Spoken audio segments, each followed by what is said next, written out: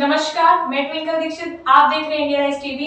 आइए नजर डालते हैं आज की कुछ खास खबरों। समाजवादी पार्टी के राष्ट्रीय अध्यक्ष अखिलेश यादव इंडिया गठबंधन की तरफ से आयोजित चुनावी जनसभा को संबोधित करने बलरामपुर पहुंचे।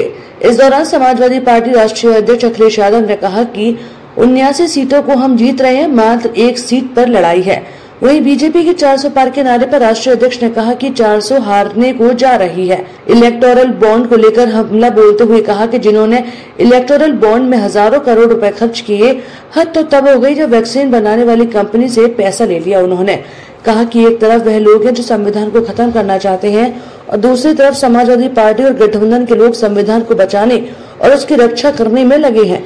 इसके साथ ही राष्ट्रीय अध्यक्ष ने कहा कि एक दल है जो अपनों पर हमला कर रहा है और दूसरा दल है कि अपनों को निकाल रहा है। बताओ दोनों दलों की मिली भगत है या नहीं। एक संविधान बचाने की अगर बात करेगा तो उसे पार्टी से निकाल दिया जाएगा, पार्टी के सभी पदों से हटा दिया जाएगा। पूर्व मुख्यमंत्री ने कहा कि नौजवानों ने फैसला ले लिया है, इस बार बीजेपी की सरकार बचेगी नहीं। जितना धोखा किसानों को मिला है उससे ज्यादा नुकसान सरकार ने नौजवानों का किया है। पेपर लीक करके इनका भविष्य अंधकार में डाल दिया। जिस तरह अग्निवीर नौकरी की है वैसे ही सब सरकारी नौकरी प्राइवेट और आउटसोर्स से भरेंगे ये बीजेपी वाले। अगर ऐसा हुआ तो हमारे आपके संविधान और आरक्षण को छीन रहे हैं कि नहीं। जिस दिन श्रावस्ती लोकसभा और गैसडी विधानसभा के लोग वोट डालेंगे, किंजन जो बचा है वह भी गायब हो जाएगा। इस मौके पर सपा के पूर्व विधायक और कार्यकर्ता भी उपस्थित रहे। बलरामपुर से इंडिया राइज के लिए राजीव मिश्रा की रिपोर्ट।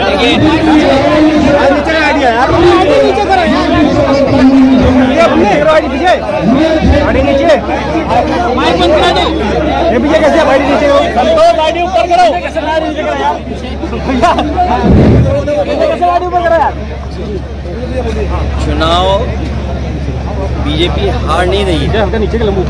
बीजेपी चुनाव हार चुकी है। ये कैसे बड़ी नहीं उनकी भाषा से, उनके भाषण से पूरे देश की जनता जान गई है कि उनका काउंटडाउन शुरू हो गया है। जितना ऊंचाई पे उन्हें जाना था वो जा चुके हैं। अब ऊपर से लुढ़कना शुरू कर दिया उन्होंने। अब कितने नीचे जाएंगे वो खुद स्वीकार कर रहे हैं कि 400 पार मतलब 543 सीटों में 400 के बाद जो सीटें हैं उतनी जीतेंगे। इसका मतलब वो खुद स्वीकार कर रहे हैं कि 143 से ज़्यादा सीटें नहीं जीत पा रहे हैं। इस बार 140 सीटों के लिए भी तरस जाएंगे। किसान की आय दोगुनी नहीं हुई, नौजवान को नौकरी रोजगार नहीं मिला। जो निवेश के सपने दिखाए थे कि इतने लाख करोड़ का लखनऊ में निवेश आया है, 1 डिस्ट्रिक्ट 1 प्रोडक्ट, डिफेंस एक्सपो और G20, न देश की जनता, उत्तर प्रदेश की जनता इन्वेस्टमेंट मीट भूली है, न डिफेंस एक्सपो भूली है, न G20 के आयोजन भूली है। और 1 डिस्ट्रिक्ट 1 प्रोडक्ट उसका क्या जमीन पर दिखाई दे रहा है। इसलिए नौजवान जो बेरोजगार है, 90% नौजवान बेरोजगार रह गया। हर परीक्षा इन्होंने पेपर लीक करा दिया। अभी आखिरी में जो पुलिस भर्ती हुई उसका भी पेपर सरकार ने जानबूझ करके लीक करा दिया।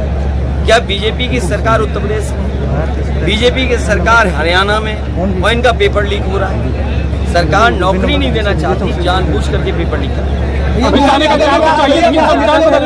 नेताजी का अपमान क्या कांग्रेस वो प्यारे मोहन मुख्यमंत्री जी वो कुछ जानते नहीं। अमित शाह ने कहा 4 तो चाहिए लेकिन संविधान बदलने के लिए नहीं। क्या कहा उन्होंने? 4 तो चाहिए लेकिन संविधान बदलने के लिए नहीं। देखिए, शहंशाह इस बार जाने वाले हैं। शहंशाह को हटाने वाले इस देश की जनता है। और जहाँ तक सवाल शहजादों की है, इन्हें घबराहट किस बात की है? कम से कम आय दोगुनी बता दें कितने किसानों की हुई। जो लोग बोरी से चोरी कर रहे हैं, बोरी से चोरी और नैनो यूरिया जबरदस्ती खरीदवा रहे हैं। और आप पता कर लेना, नैनो यूरिया वाला भी भारत छोड़ के भाग गया। सोचिए आप, ये सरकार चला रहे थे कि अपने उद्योगपतियों को लाभ पहुंचा रहे थे। अमित शाह वाले इंडिया गठबंधन जो है वो कालिया नाग है, उसको हराना है। मोहन यादव ने कहा भैया, मोहन यादव। अब उनके ज्ञान के लिए उन्हें बताया। भैया कल प्रधानमंत्री ज्यादा बोल रहा है, कोई सर बोल रहा है। अखिलेश जी तय कर लेंगे क्या बोल रही है। भाजपा आरोप लगा रहे हैं कि ये जो है भानुमति का कुंडा है, ये चुनाव के बाद बिखर जाएगा, आप क्या कहते हैं? अच्छा, इनका भानुमति का कुंडा नहीं देखा? कौन कौन आ गए इनके संग? जितने हमारे साथ थे सबको कुछ लालच दे करके ले लिया। अगर हमारा भानुमति का खुनवा है तो आप कौन सा भानुमति का खुनवा जोड़ रहे हो? मंदिर मस्जिद के नाम पे वोट मांग रहे हैं, क्या कहेंगे आप? इसीलिए मैंने कहा कि जितनी ऊंचाई पे नहीं जाना था जा चुके हैं। इनकी कहानी कोई सुनना नहीं चाहता है। इनके डायलॉग सब घिसे पिटे पुराने वाले हैं।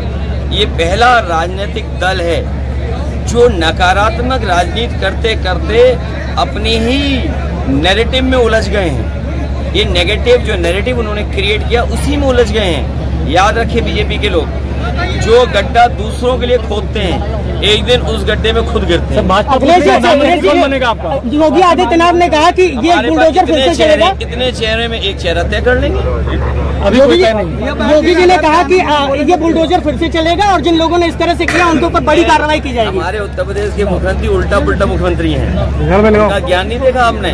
विधानसभा में कह रहे 36 में नहीं 46 में 56, आज तक गिनती नहीं बता पा रहे। और जो कहते थे सुबह 4 बजे उठकर योगा करते हैं, जब वो योगा करने तो कैसे हिल रहे थे, देखा नहीं था क्या आपने? अमित शाह का बयान लेगा। अमित शाह का बयान विचार तो चाहिए लेकिन संविधान बदलने के लिए नहीं। इनकी नीयत कभी साफ नहीं रहती है। जब इन्होंने फौज की नौकरी देश की सुरक्षा से खिलवाड़ कर सकते हैं। आप किसी भी फौजी अधिकारी से पूछ लें, किसी भी अच्छे इंसान से जो फौज के बारे में समझता है, सीमा की रक्षा के बारे में समझता है, बताओ अग्निवीर नौकरी 4 साल की कौन स्वीकार कर लेगा?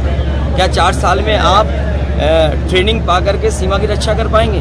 टैंक चलाना तो आप नहीं सीख सकते 4 साल में। आप क्या उम्मीद करो कि सीमा की रक्षा करेंगे? और क्या भरोसा बीजेपी वालों का, जिन्होंने नोटबंदी कर दी हो, बैंकें डुबा दी हो, हमारे खाकी वर्दी वालों की भी नौकरी 3 साल कर दें? कोई भरोसा है इनका? संविधान में नौकरी है कि नहीं है? बताओ, आउटसोर्स कर दी नौकरी कि नहीं कर दी? सब संविदा और आउटसोर्स में नौकरी है कि नहीं है? अरे आप लोग भी खुशियां मनाइए। 4 जून को आपके लिए भी खुशियों का दिन आ रहा है। फ्रीडम ऑफ प्रेस भी आजाद होगी। आगे ताजा खबरों से जुड़े रहने के लिए हमारे चैनल को सब्सक्राइब, लाइक, बेल आइकन दबाना ना भूलें। धन्यवाद।